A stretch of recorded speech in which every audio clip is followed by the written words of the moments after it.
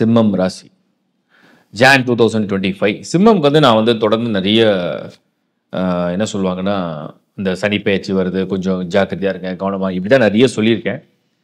But அது வந்து யாரையும் வந்து ஒரு பயம்படுத்துறதுக்காகவோ இல்லை டவுன் பண்ணணும், டல் ஆகணும் அப்படின்ற நோக்கம் கண்டிப்பாக கிடையாது. முடிஞ்ச அளவுக்கு பெஸ்ட்டு அட்வான்ஸாக ஒரு விஷயத்த சொல்லிட்டோம்னா கொஞ்சம் நீங்கள் ஜாக்கிரதையாக இருப்பீங்க அப்படிங்கிறதுக்காக தான்.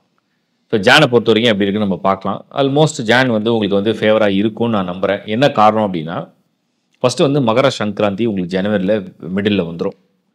அது ஒரு பெரிய ப்ளஸ்ஸாக இருக்கும். இன்னொன்று வந்து உங்களுக்கு வந்து சுக்கிரனுடைய பார்வை வந்து சிம்மத்தில் விழுது. சனியுடைய பார்வையும் விழுது, கூடவே சுக்கிரனுடைய பார்வையும் விழுது.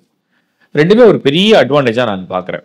ஏன்னா அந்த சுக்கிரன் சனியுடைய பார்வை வந்து எப்போல்லாம் சிம்மத்தில் விழுதோ அப்போல்லாம் உங்களுக்கு வந்து என்ன ப்ளஸ் அப்படின்னா, ஜாப் ரிலேட்டடாக, ஒர்க் ரிலேட்டடாக சில மாற்றம் வேணும், சில முயற்சி இருக்குது, சில முன்னேற்றம் வேணும்.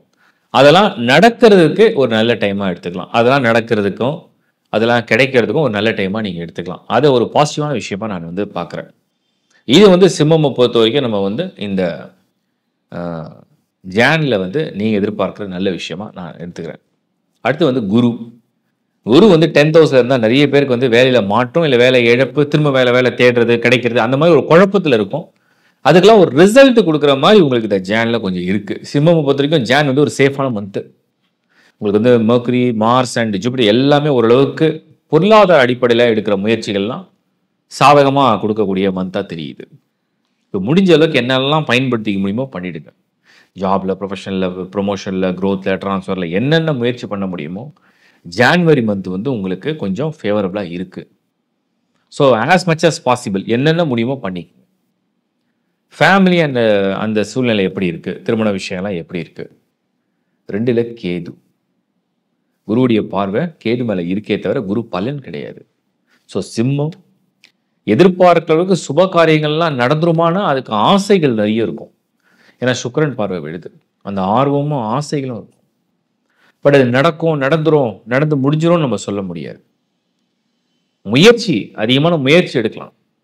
பட் ஏதோ ஒரு விஷயம் அப்படியே கொஞ்சம் தள்ளி தள்ளி தள்ளி தான் கொண்டு போகும். ரொம்ப குயிக்காக இல்லை, ஸ்லோவாக இருக்குது. அதெல்லாம் மைண்டில் வந்து ஃபிக்ஸ் பண்ணிட்டு ட்ரை பண்ணாதீங்க. ஒரு விஷயத்தை ட்ரை பண்ணுங்கள், பட் முன்னாடியே ஃபிக்ஸ் பண்ணிக்காதீங்க. நடந்தே ஆகணும், இந்த டைம்குள்ளே முடியணும், ஒரு டைம் ஃப்ரேம் செட் பண்ணாதீங்க. அதேமாதிரி ஃபேமிலி லைஃப் பொதுவாகவே சிம்மம் சார்ந்தவர்கள் குடும்ப வாழ்க்கை, அவங்களுடைய பிறவி ஜாதகம் தோஷம் இல்லாமல் இருந்தால் எந்த பிரச்சனையும் கிடையாது. பட் யாருக்காவது சர்ப்பதோஷம் இருக்குது, ராகு கேது இருக்குது, நாகதோஷம்னு சொல்லுவாங்க, சனி 2nd ஹவுஸ் இருக்குது, மகிழ்ச்சி ஸ்தானம் சரியா இல்லை, கலஸ்திரஸ்தானம் சரியில்லை, இப்படிலாம் வந்ததுன்னா இந்த சமயத்தில் சிம்மமை பொறுத்த வரைக்கும் குடும்பத்தில் ஒரு மாதிரி ஒரு அமைதி இல்லாத, ஒரு அமைதியற்ற ஒரு சூழலை வந்து அது உருவாக்கிட்டே இருக்கும். இது வந்து ஹாரோஸ்கோப்பில் நமக்கு வந்து தெரிய வருது.